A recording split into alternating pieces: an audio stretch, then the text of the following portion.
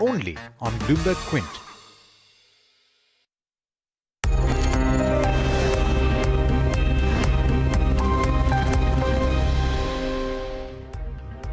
Hello and welcome. This is Bloomberg Quint. I am in conversation with Reliance Infrastructure's ED and CEO, Puneet Garg, who is joining us on the phone line at this point in time.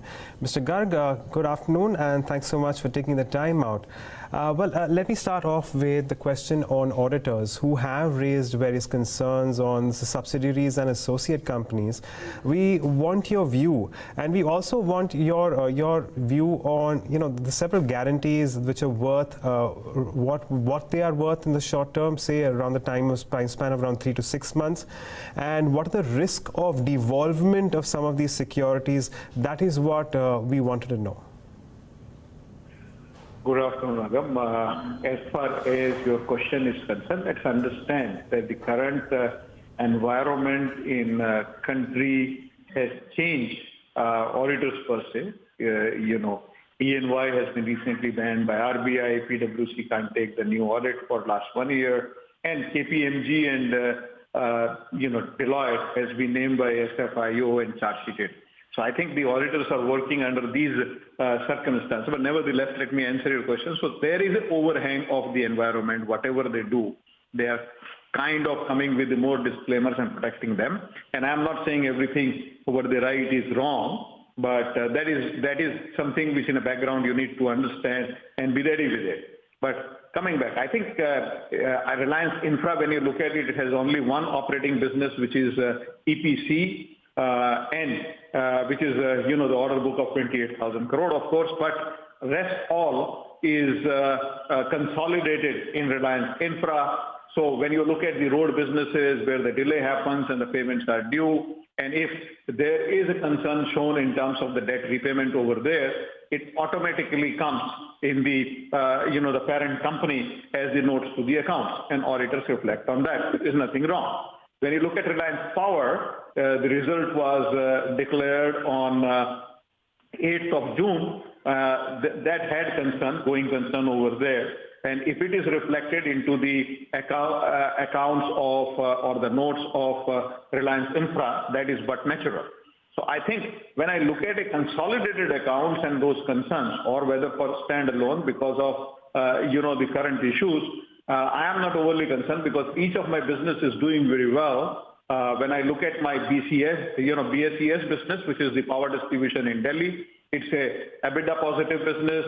It has very low debt and it is able to meet all its obligations. And it is a cash, I would say free cash flow positive business. When I look at my defense business, which is in a nascent stage, is doing well and doesn't require any more cash. When I look at metro business, there is a concern of debt, but where it comes from, it had a resolution plan, which was approved by, I would say in principle, approved by the lenders in March, April, but because of the RBI circular being quashed by Supreme Court, it couldn't go forward. So what happened in that? Now, as the new circular has come out on 7th June, lenders had a meeting and they found the plan which they've approved earlier is good to go. They want certain revalidation because the quarter has passed in between, which should happen in next few weeks. So we are good to go in metro as well because banks have agreed in principle to the resolution plan which was proposed to them a quarter ago. Okay. When I look at my roads portfolio, I have no concern on that because I am not basically stressing on that, or I'm not spending too much time in terms of refinancing, restructuring the road portfolio. As you know, we announced early on that we would be exiting the road portfolio end of this year. We have already announced our one road, Delhi Agra, for 3,600 crore, where the equity value of 1,700 crore is, coming in. We would announce in next 60 days, as we are in the advanced stage of finalizing the agreement for remaining road portfolio. Right. So I think we are good to go as far as that is concerned. And I would say that as the liquidity come in and as we pay off our at least 50% of debt through this road investment itself, right, we would not see any going concern, around the company. Okay. Even at this. All right. So I get that, but let me just come down to Reliance Power specifically in this case, because the market value of your stake is at around 500 crores as against your investments, which stands at around 5,500 crores. Why didn't you impair these investments? That's the first part of my question. And the second part is that auditors have also raised concerns on your ability for R Power, and there is still some receivables worth 1,400 crores. If you could give us an explanation on this one as well. So let me just first address the receivable part.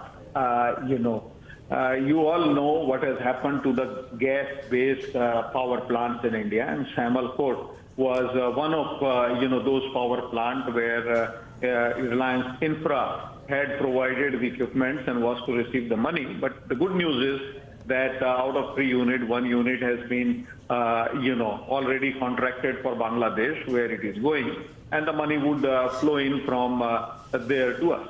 The second point, I think Reliance Power is a strategic investment of Reliance Infra. We are not a trader or bought that from the marketplace, that share that we need to do a MTM.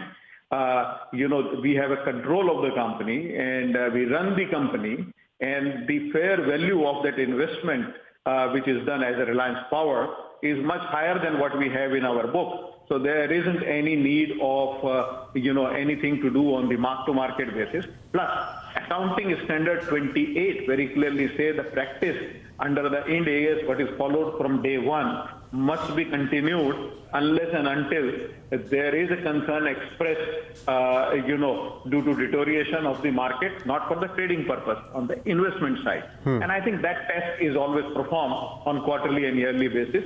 So we are good to go there.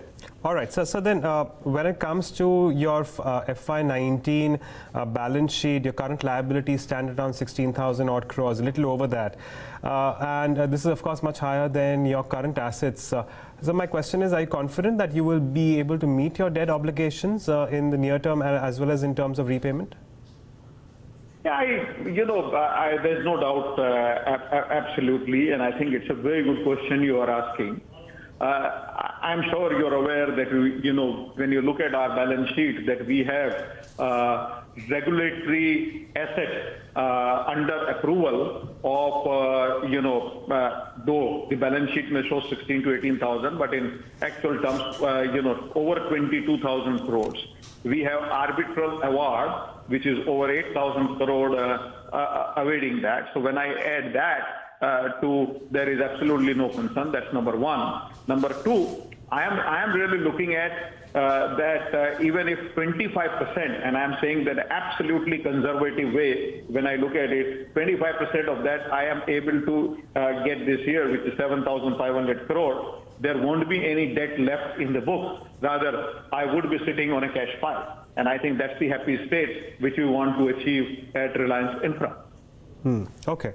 Also, sir, with respect to the investments made in infra to the amount of recoverable worth of around 7,083 crores, can you explain why these advances were made and what is the financial strength and the probability of these companies repaying the amount? Agam, the important point here is that business as usual advance, it is business as usual, and these are business as usual advances for our EPC business. Okay. So when you are constructing these roads, you make these investments, and certain things are delayed because of the land acquisition, which is done by the government, provided us to complete that. Yes, we have done some provisioning also of that of worth 2,000 crore this time, but that is all could be reversed, because as this project gets completed and we receive a PCOD or COD for that, so that becomes a good project. So it is like CAPEX, which remains, before realizing in your book, it remains capital work in progress. I think it is something similar in EPC, that you have expensed that much of stuff, but you can only realize it once the project is completed and you got paid for it. Okay. So we are not overly concerned for it, and we know what we are doing, and I think that's moving into the right direction. So also in the notes, Reliance Infra mentioned that the Reliance group of companies has supported an independent company in which they hold less than 2% stake to undertake contracts and assignments for a large number of varied infra projects. So, but neither the auditors nor Reliance Infra mentions the name of the company. Can you tell me a little more about what this company is, sir? So my answer to this is that for EPC projects, you use several companies. You give them orders. So one such company is used, often by us, and that is where we execute the large projects. Using that as a vehicle, and that company, like anyone, as look at the ancillary. So you can use the same terminology here, that we developed it as to supply the labor, to supply the stuff for us. So they do a lot of work. They not only they do for us, but they do for other group companies, and they do outside as well the work. And so yes, as I was explaining you earlier, there are some advances given to them, and which is, as I explained to you in nature, which is the projects under completion, and as the project gets completed, the payments would come through, and those advances get squared off. So it is a business as usual. Right. Now, when it comes to that, they did not. So if the auditors say, which they have been signing off these accounts until third quarter, between third quarter and fourth quarter, there is no change. As far as those advances are concerned, you can certainly look at the balance sheet. So, but if you could just give me the name of the company too, sir, if it's possible. No, there are many companies. So when you look at it, it is difficult to provide, do which company. So they want balance sheets. These companies will finalize their balance sheet by September, because the unlisted companies have time until September, and these would be available and they would be satisfied. Okay. And so we are not overly concerned on that. Okay, so just two more questions then, sir. About your exceptional loss for 8,500 crores in the fourth quarter, the impairment that you have taken. Can you give us a little more of a breakup and as to what this contribution has come, where this contribution has come from? So that's a good question. As you know, in Mumbai, we sold our Mumbai power business of generation, transmission, and distribution last year. We have taken against that one-time impairment for number one, our investment in Reliance Naval of 4,500 crore. As I explained to you, in Reliance Power of 2,000 crore, 1,742 crore and 287 crore. Out of that, that's a breakup of 2,000. And 2,000 crore, as I said, we gave a provision for the EPC advances we have given. So that's the, I would say, high-level breakup of that 8,500 crore. Okay, and so just a word on your debt then. When it comes to your overall picture, how much is your debt at the end of FY19? What are your plans of paying them? Can we expect a change in your debt mix, perhaps the interest mix, going ahead in the next year or so? And also, you signed an agreement to sell about 100% of your Delhi-Agra toll project for around 3,600 crores. So by when is that likely to be executed? And would that also help you pay down your debt?